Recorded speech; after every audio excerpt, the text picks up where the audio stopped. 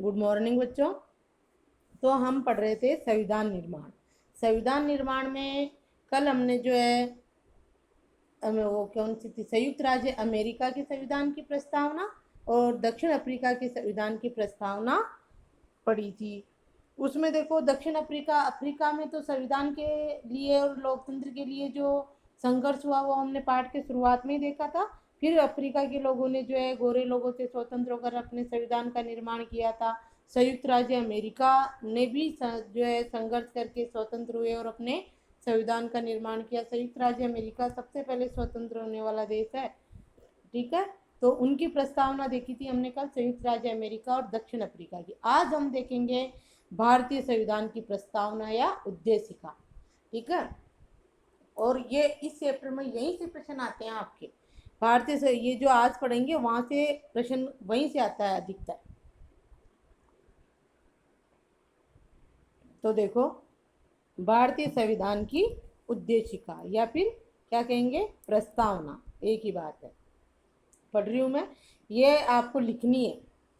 हम भारत के लोग भारत को एक संपूर्ण प्रभुत्व संपन्न समाजवादी पंथ निरपेक्ष लोकतंत्रात्मक गणराज्य बनाने के लिए तथा उसके समस्त नागरिकों को सामाजिक, आर्थिक और राजनीतिक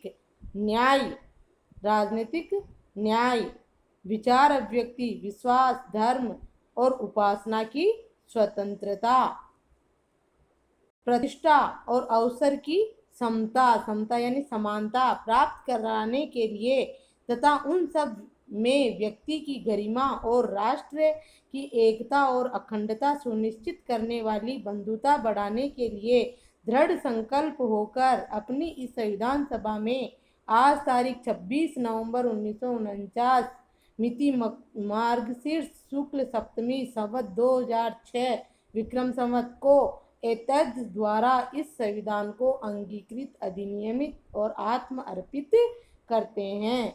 ये हमारे संविधान की प्रस्तावना में लिखा गया है। तो ये इम्पोर्टेंट है कि हमारे संविधान को हमारे देश की जनता ने, हम भारत के लोग, कौन कर रहा है स्वीकार, हम भारत के लोग। तो भारत की जनता ने भारतीय संविधान को अंगीकृत, अधिनियमित और आत्मर्पित कब किया?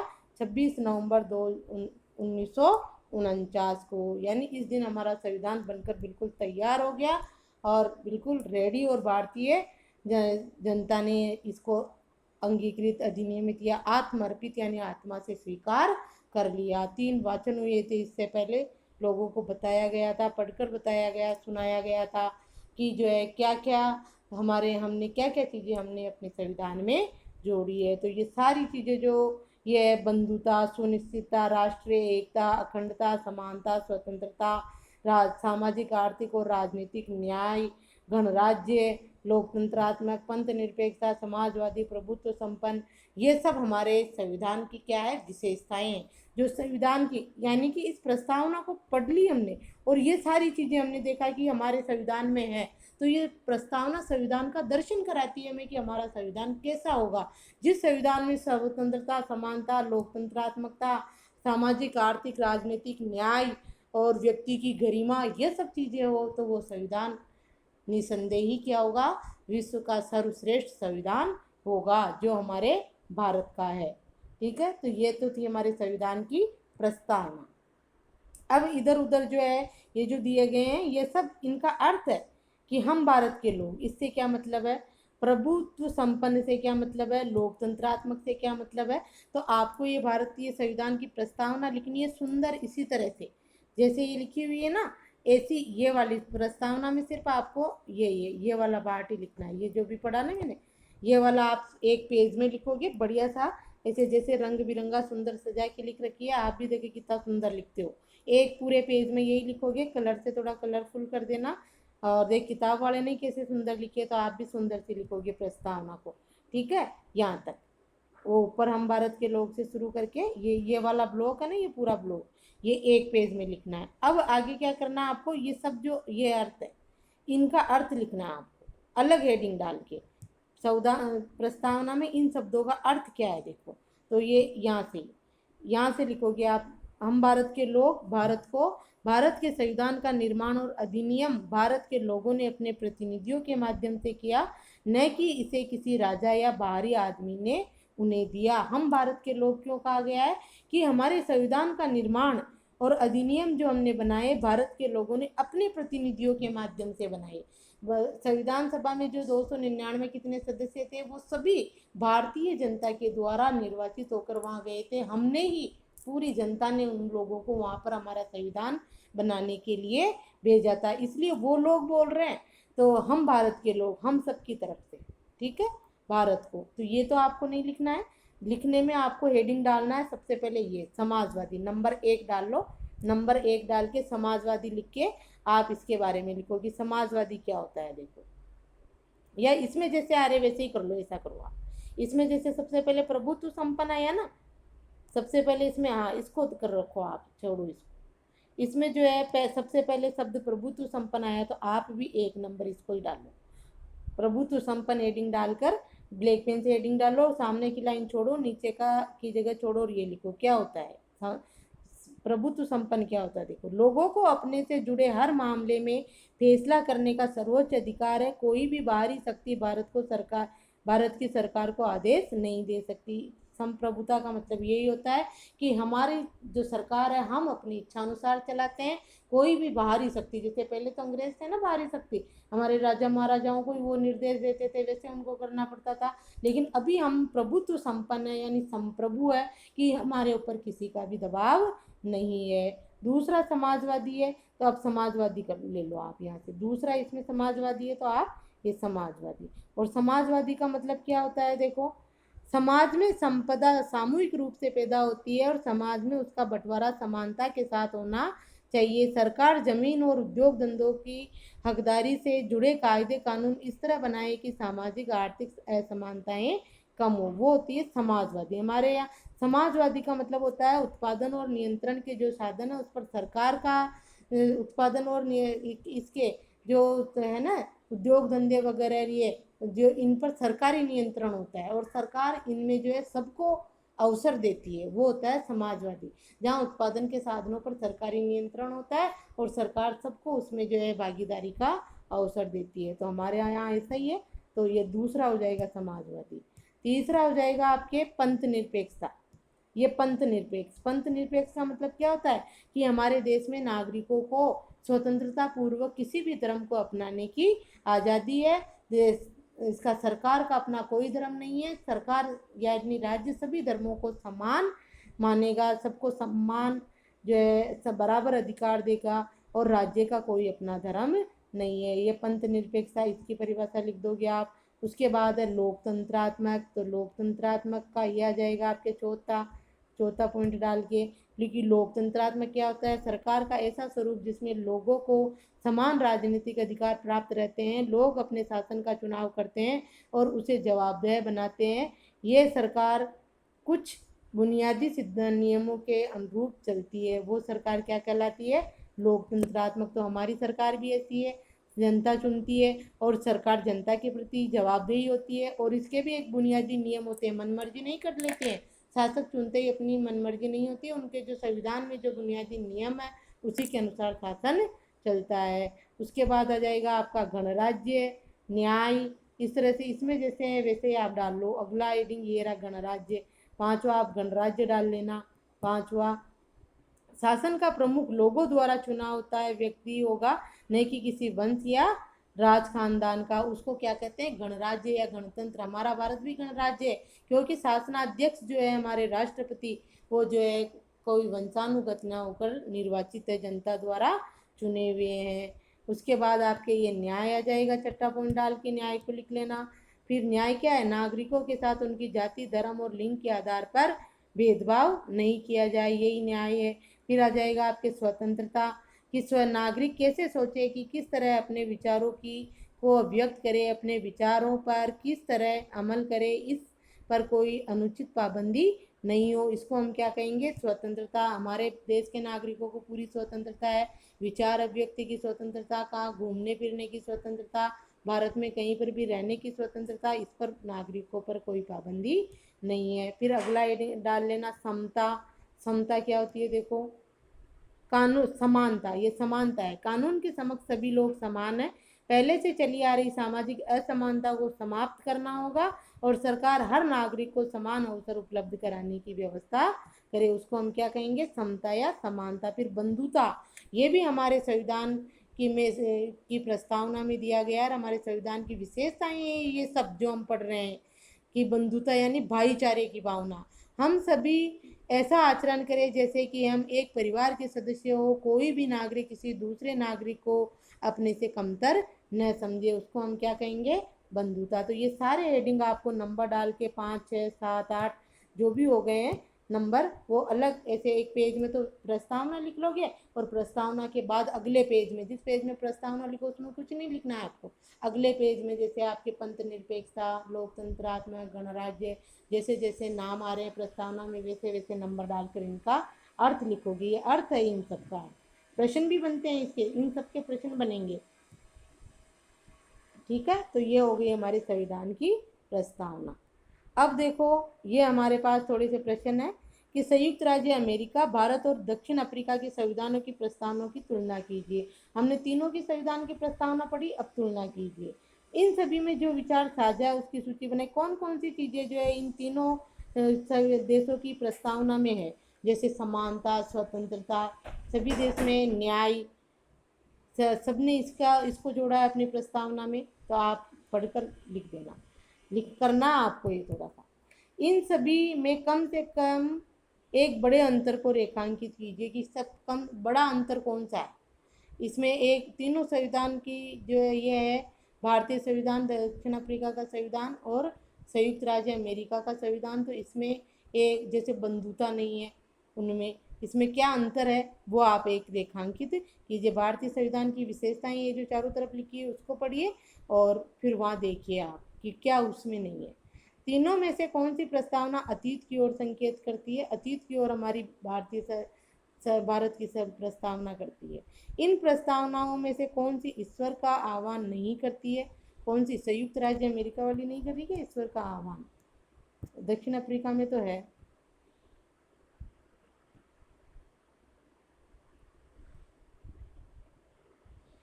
अभिव्यक्ति, विश्वास, धर्म, ये है ना सारे, ईश्वर का संयुक्त राज्य अमेरिका की आएगी इसमें। ठीक है, जो ईश्वर का आह्वान नहीं कर रही है। इस तरह से आप थोड़ा सा इसको पढ़कर तुलना करना। आगे देखो, संस्थाओं का स्वरूप। संविधान सिर्फ मूल्यों और दर्शन का बयान भर नहीं है, जैसा कि हमने पहले जिक्र किया है। संविधान इन मूल्यों को संस्थागत रूप देने की कोशिश है। जो मूल्य, यही मूल्य कौन से? स्वतंत्रता, समानता, पंथ निरपेक्षता, न्याय, ये सब। तो जो है संविधान इन मूल्यों को संस्थागत रूप देने की कोशिश है, जिसे हम भारत का संविधान कहते हैं। जिसे हम क्या कहते हैं? भारत का संविधान। उसका अधिकांश हिस्सा इन्हीं व्यवस्थाओं को तय करने वाला है। ये एक बहुत ही लंबा और विस्तृत दस्तावेज है, क्या? भारत का संविधान। इसलिए समय समय पर इसे नया रूप देने के लिए इसमें बदलाव की जरूरत पड़ती है। भारतीय संविधान के निर्माताओं को लगा कि इसे लोगों की भावनाओं के अनुरूप चलना चाहिए और समाज में हो रहे बदलावों से दूर नहीं रहना चाहिए। उन्होंने इसे पवित्र, स्थायी और न बदले जा सकने वाले कानून के रूप में नहीं देखा था। इसलिए उन्होंने बदलावों को समय समय पर शामिल करने का प्रावधान भी रखा। इन बदलावों को संविधान संशोधन कहते हैं। ठीक है, संविधान संशोधन किसे कहते हैं? समय के साथ और आवश्यकता अनुसार जो हमारे संविधान में परिवर्तन किए गए उनको जो है क्या कहा जाता है? संविधान संशोधन कहा जाता है। संविधान में जो समय और आवश्यकता अनुसार जो परिवर्तन होते हैं उसको संविधान संशोधन कहा जाता है। और ये हमारे संविधान में है। हमारे संविधान में भी समय और आवश्यकता अनुसार काफ़ी परिवर्तन कर दिया गया है। संविधान में काफ़ी बार संशोधन हो चुका है। संविधान ने संस्थागत व्यवस्थाओं को बड़ी कानूनी भाषा में दर्ज किया है। अगर आप संविधान को पहली बार पढ़े तो इससे समझना मुश्किल होगा। फिर भी संस्थाओं के बुनियादी स्वरूप को समझना बहुत मुश्किल नहीं है। किसी भी संविधान की तरह भारतीय संविधान भी वे नियम बताता है जिनके अनुसार शासकों का चुनाव किया जाएगा, जिसमें स्पष्ट लिखा है कि किसके पास कितनी शक्ति होगी और कौन किस बारे में फैसला लेगा। साथ ही संविधान नागरिकों को कुछ स्पष्ट अधिकार देकर सरकार नागरिकों को कुछ स्पष्ट अधिकार देकर सरकार के लिए लक्ष्मण रेखा तय कर देता है। नागरिकों के पास भी अधिकार है कि अगर सरकार, उनके नागरिकों द्वारा चुनी हुई सरकार अपनी लक्ष्मण रेखा से यानी अपनी मर्यादा से ज़्यादा आगे का कदम बढ़ाए या अपने अधिकारों का दुरुपयोग करे, तो जनता के पास अधिकार भी है कि वो अपनी सरकार की आलोचना कर सकती है, उसको ज़्यादा करे तो समय से पूर्व हटा भी सकती है। तो अधिकार जो है सरकार की लक्ष्मण रेखा तय कर दी है, अधिकारों ने कर देता है कि सरकार इससे आगे नहीं बढ़ सकती। पुस्तक के शेष 3 अध्याय भारतीय संविधान के इन्हीं 3 पक्षों के बारे में है। प्रत्येक अध्याय में हम कुछ प्रमुख संवैधानिक प्रावधानों पर नज़र डालेंगे और ये समझने की कोशिश करेंगे कि लोकतांत्रिक राजनीति में ये किस तरह काम करते हैं। लेकिन ये किताब भारतीय संविधान के द्वारा स्थापित सारी प्रमुख संस्थाओं और व्यवस्थाओं को नहीं समेटती। इसके कुछ पहलुओं पर आपके अगले वर्ष की किताब में चर्चा होगी। ठीक है, तो ये जो है हमारे संविधान वाली किताब है, लोकतांत्रिक राजनीति किताब है। तो इसमें हमने पहले संविधान के बारे में पढ़ा। अब अगले चैप्टर जो है हमारे भारतीय संविधान में जो विशेषताएं देखी ना हमने, वो आएगी। धर्मनिरपेक्षता विशेषता, तो वो क्या होती है, और ये इन चीज़ों के बारे में हम इसमें देखेंगे। ठीक है, यह आपका पाठ पूरा हुआ। यह आपकी शब्दावली है, ये जो मैंने आपको कल दी थी। रंग भेद दक्षिण अफ्रीका में धारा किसको कहते हैं, ये रंग भेद क्या है, 1948 से 1989 तक जो अंग्रेज लोगों ने, गोरे लोगों ने काले लोगों पर जो अत्याचार किया और जो उनकी ऐसी खराब शासन व्यवस्था थी, उसको रंग भेद कहते हैं।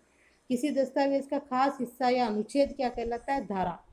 जैसे धारा 144 के अनुसार ये हो गया, धारा 370, ये सब क्या है कि हम किसी दस्तावेज का खास हिस्सा या अनुच्छेद। संविधान किसे कहते हैं, देश का सर्वोच्च कानून। इसमें किसी देश की राजनीति और समाज को चलाने वाले मौलिक, हाँ देखो, अरे रुकना, देखो 1 मिनट, आपको ये भेज दिए थे वैसे मैंने कल, तो आपने होमवर्क कर लिया होगा, पढ़ लिए होंगे। इसमें भाग जाते बहुत, एक तो आने वाला है।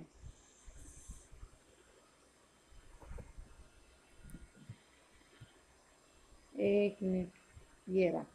ठीक है, ये तो वो क्या होते हैं, देश को का सर्वोच्च कानून किसी देश की राजनीति और समाज को चलाने वाले मौलिक कानून होते हैं, किसमें, संविधान में। ठीक है, संविधान संशोधन किसे कहते हैं, देश की सर्वोच्च विधायी संस्था द्वारा देश के संविधान में किया जाने वाला बदलाव क्या कहलाता है, संविधान संशोधन कहलाता है। सर्वोच्च विधायी संस्था कौन सी है, कानूनी संस्था, जैसे संसद है, वो करती है संविधान में संशोधन। संविधान सभा जनप्रतिनिधियों की वह सभा जो संविधान लिखने का काम करती है, संविधान सभा। प्रारूप, किसी कानूनी दस्तावेज का प्रारंभिक रूप क्या कहलाता है, प्रारूप। जैसे हमारे संविधान का प्रारूप किसने तैयार किया था, डॉक्टर भीमराव अंबेडकर ने। और सबसे पहले तो पंडित जवाहरलाल नेहरू ने 1928 में ही लिख दिया था ऐसे संविधान का प्रारूप। दर्शन, किसी सोच और काम को दिशा देने वाले दिशा देने वाले सबसे बुनियादी विचार क्या कहलाते हैं, दर्शन कहलाते हैं। जैसे हमारा संविधान दर्शन, तो उसमें जो ये हमारे जो शब्द आए ना, ये धर्मनिरपेक्षता, प्रभुसत्ता, लोकतंत्र, ये ही हमारे संविधान के दर्शन करा देते हैं कि हमारे संविधान में क्या होगा। प्रस्तावना, देखो प्रस्तावना क्या है, संविधान का वह पहला कथन जिसमें कोई देश अपने संविधान के बुनियादी मूल्यों और अवधारणाओं को स्पष्ट ढंग से कहता है, उसको प्रस्तावना कहते हैं। देशद्रोह, देश की सरकार को उखाड़ फेंकने की कोशिश करने का अपराध क्या कहलाता है, देशद्रोह कहलाता है, जो अपने देश के विरुद्ध हो। अब यह आपके अभ्यास प्रश्न है, ये मैं आपको कल भेज दूंगी। ठीक है, आज आपको ये करना, ये तो आपने कल कर लिया होगा, ये एसडब्ल्यू दिया था मैंने कल का। ठीक है, ये एसडब्ल्यू ये आपको लिख के याद भी करना है कि क्या है क्या नहीं है। आज का होमवर्क आपको मिल ही गया है, ये प्रस्तावना का, ये सारे प्रश्न है। तो प्रश्नों के उत्तर जैसे समता, समानता से क्या अभिप्राय है, स्वतंत्रता से क्या अभिप्राय है, धर्मनिरपेक्षता किसे कहते हैं, कुछ भी पूछा जा सकता है इसमें। ठीक है।